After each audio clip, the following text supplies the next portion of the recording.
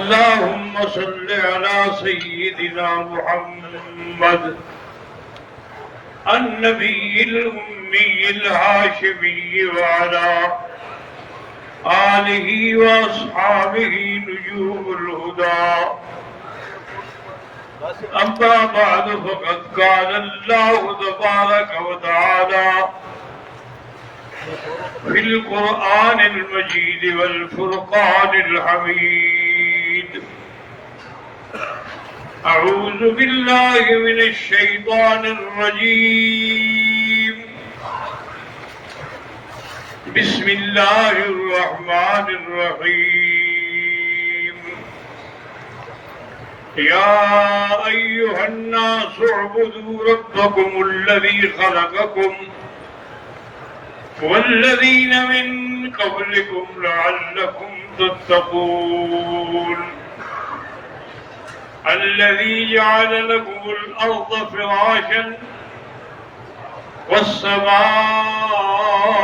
بناء وأنزلنا من السماء ماء فأخرجنا به من الثمرات. قال النبي صلى الله عليه وسلم: من مات وهو يعلم لا إله إلا الله دخل الجنة، أو كما قال النبي صلى الله عليه وسلم. قال النبي صلى الله عليه وسلم: أفضل الذكر لا إله إلا الله محمد رسول الله.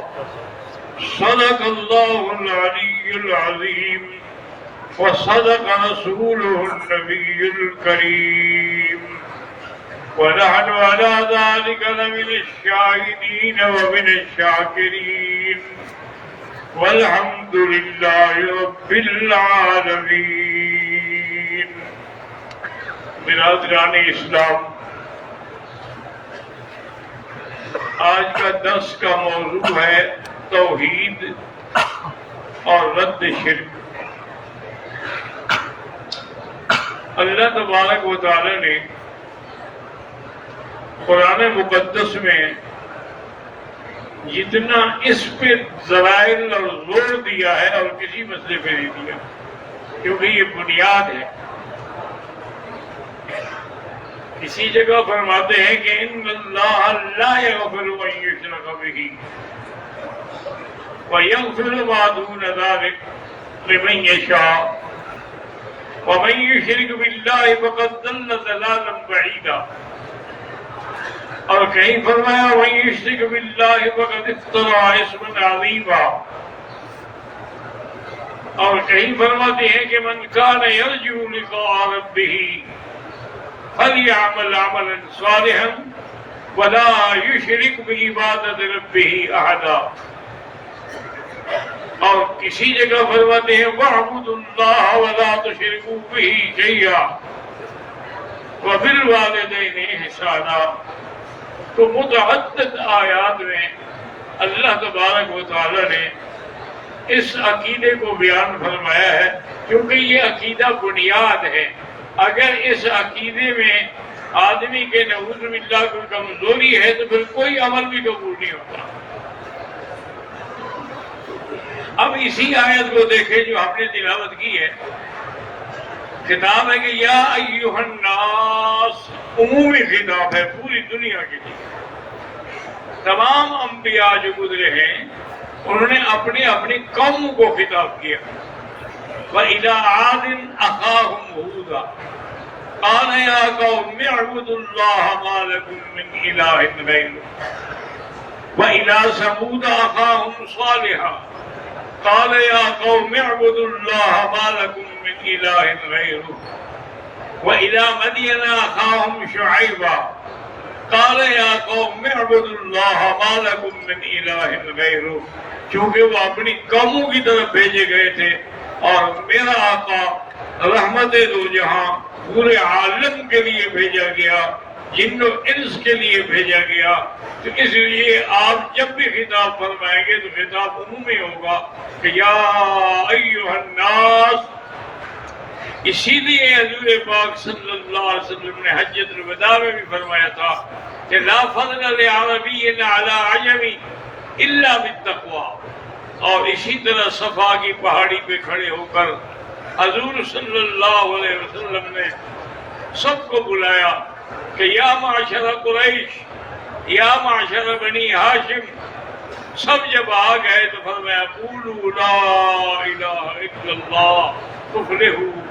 تو اسی پہ ابی لہب کو غصہ آیا، چاچا تھا آپ کا، کہنے لگا کہ لہذا جماعتنا، اسی لیے ہمیں بلایا تھا، یہ تو ہم نے پہلے بھی آپ سے سنی ہوئی ہیں باتیں۔ تو اللہ تبارک و تعالیٰ نے اپنے پیغمبر کی شان میں گستاخی کرنے والے کو ایسا جواب دیا کہ قیامت تک اس پر لعنت برستی رہے گی۔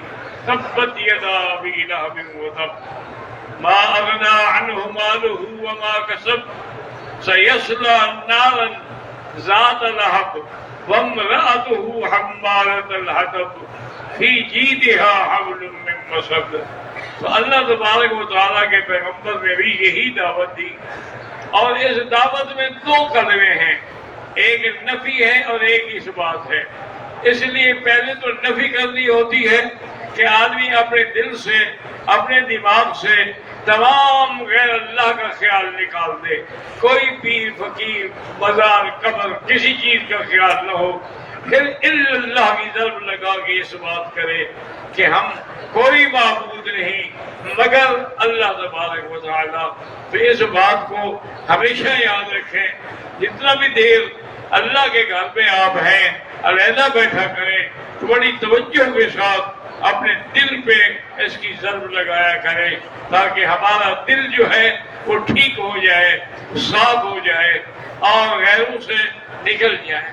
کیونکہ اگر آپ نے کسی غیر کو سجدہ کیا تو بس انسان کا عقیدہ ختم ہو گیا، چاہے وہ سجدہ ولی کو کرو، نبی کو کرو، پیر کو کرو، فقیر کو کرو، مزار پہ کرو، جن و انس کی دیوار پہ کرو، تو آدمی کے لیے وہ شرک ہو جاتا ہے۔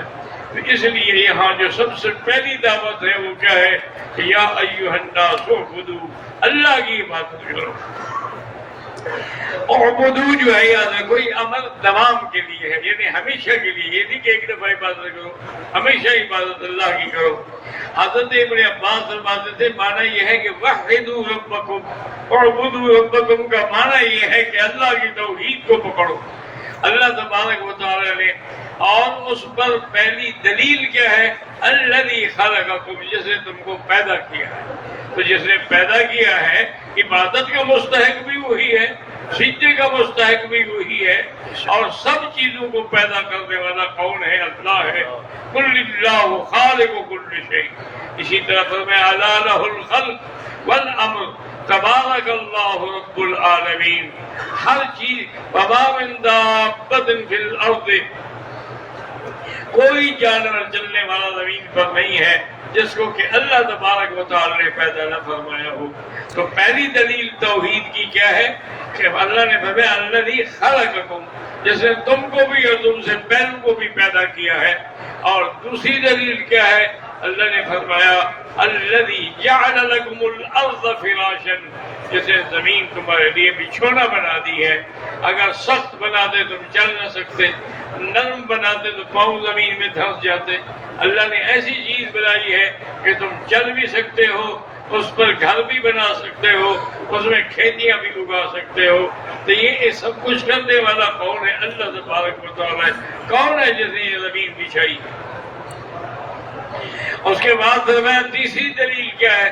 وَأَنزَلَ مِنَ السَّمَاءِ مَاءً، جسے آسمان سے پانی برسا ہے۔ اب دیکھو نا کوئی پتہ نہیں ہوتا، آسمان صاف ہے پھر بارش آنا شروع ہو جاتی ہے، دریا بھر جاتے ہیں، ڈیم بھر جاتے ہیں۔ تو یہ پانی اتارنے والا اللہ تبارک و تعالی ہے۔ اور اس کے بعد اللہ تبارک و تعالی نے فرمایا وَأَنزَلَ مِنَ السَّمَاءِ مَاءً فَأَخْرَجَ بِهِ، پھر اس پانی سے اللہ نے تمہارے لیے پھل نکالے، تمہارے لیے اللہ تبارک و تعالی نے روزی نکالی۔ اگر اللہ تبارک و تعالی نہ چاہے تو پانی کون نکال سکتا ہے؟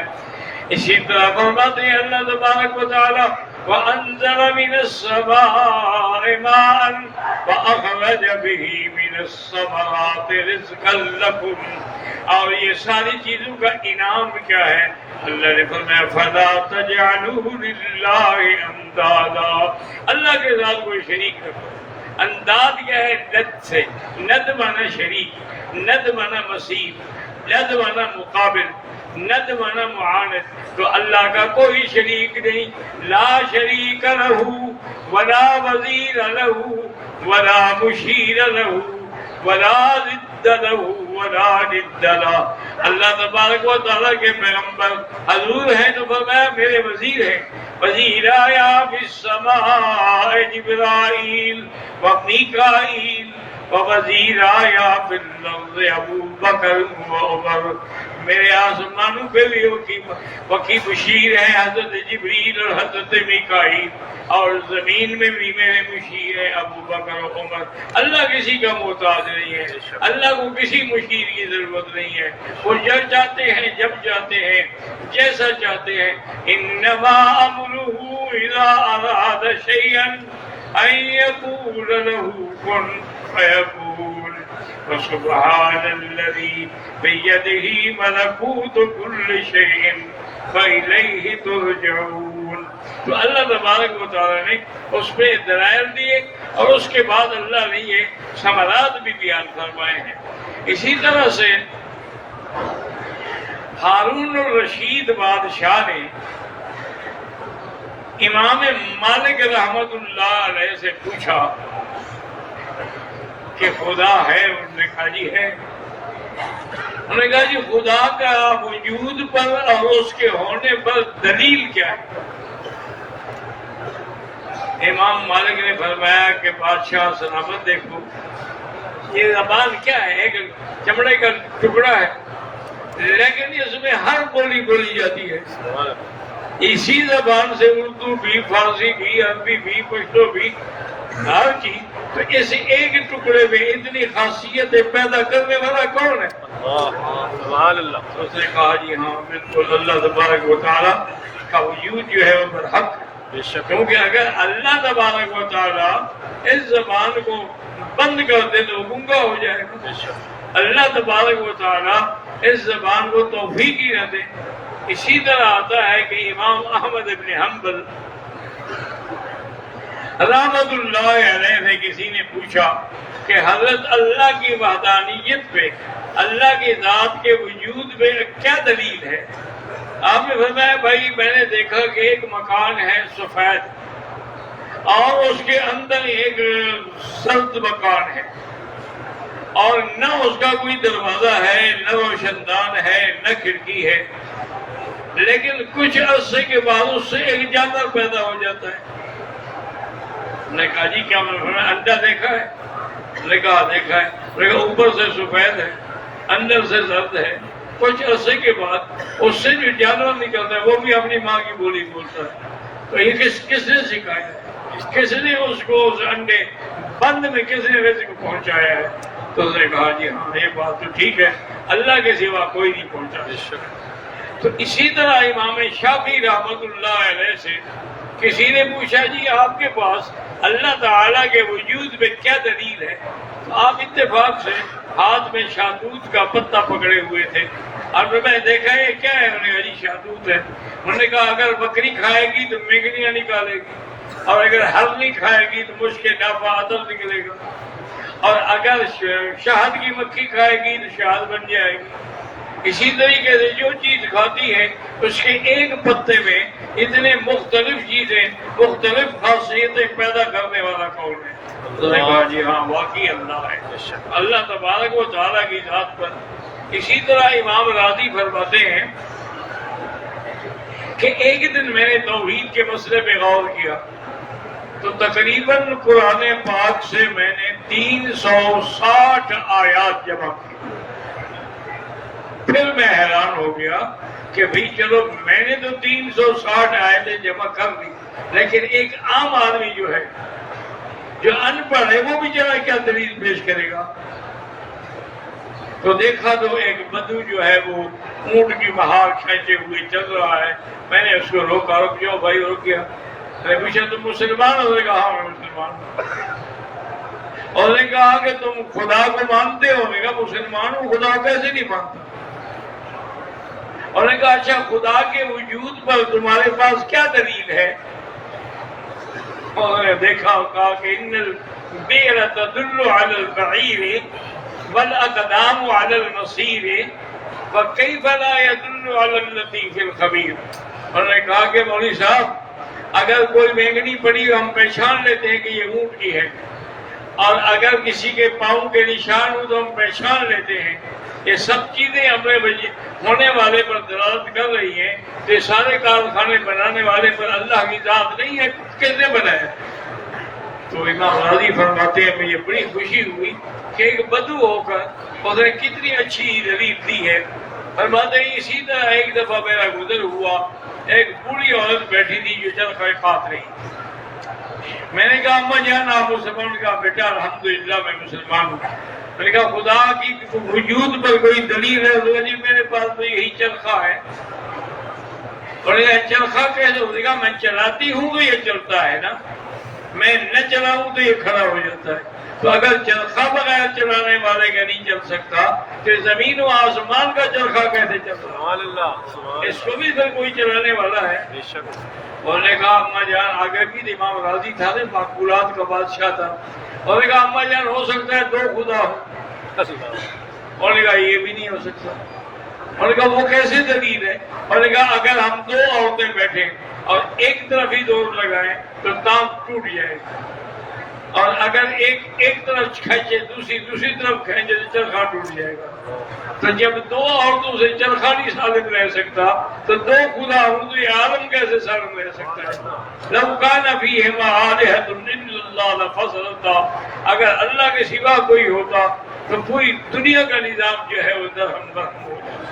لیکن خدا کی شان ہے کہ بعض لوگ ایسے بھی پیدا ہوئے جو دہریہ ہیں، جو خدا کے وجود کے ہی منکر ہیں، وہ کہتے ہیں کوئی خدا نہیں۔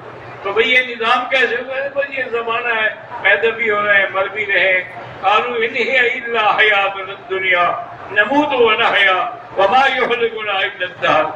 بعض لوگ خدا کو تو مانتے ہیں لیکن مرنے کے بعد اٹھنے کو نہیں مانتے، کہتے ہیں من یحیی العظام وہی رمیم، کون ان کو اٹھائے گا جب یہ گل سڑ جائے گی؟ قل یحییھا الذی انشأھا اول مرۃ وہو بکل خلق علیم الذي جعل لكم من الشجر الأخضر نارا فإذا أنتم منه توقدون أوليس الذي خلق السماوات والأرض بقادر على أن يخلق مثلهم بلى وهو الخلاق العليم۔ اور بعض لوگ ایسے ہیں کہ جو یہ بھی مانتے ہیں لیکن اس کے بعد جزا اور سزا کو نہیں مانتے ہیں۔ تو اللہ نے فرمایا ان تبدوا ما فی انفسکم او تخفوہ یحاسبکم بہ اللہ۔ تو اللہ تبارک و تعالیٰ ایک ایک چیز کا حساب ہوگا۔ وَمَن يَعْمَلْ مِثْقَالَ ذَرَّةٍ خَيْرًا يَرَهُ وَمَن يَعْمَلْ مِثْقَالَ ذَرَّةٍ شَرًّا يَرَهُ۔ تو اللہ تبارک و تعالیٰ نے اپنی توحید پر اتنے دلائل بیان فرمائے ہیں کہ آدمی کی وسعت ہی نہیں ہے کہ ان کو قابو کر سکے۔ لیکن افسوس یہ ہے کہ ہمارے آج کل کے مشرک جو ہیں وہ کیا عقیدہ رکھتے ہیں کہ جو مستوی تھا عرش پہ خدا ہو کر اتر پڑا ہے مدینے میں مصطفیٰ ہو کر، اور انہوں نے کتابوں میں لکھا ہے کہ جو انی انا عبداللہ کی بنسری بجاتے تھے وہ نکلیں گے انی ان اللہ کہتے ہوئے خود خدا ہونے کا دعویٰ کریں گے۔ نعوذ باللہ ثم نعوذ باللہ۔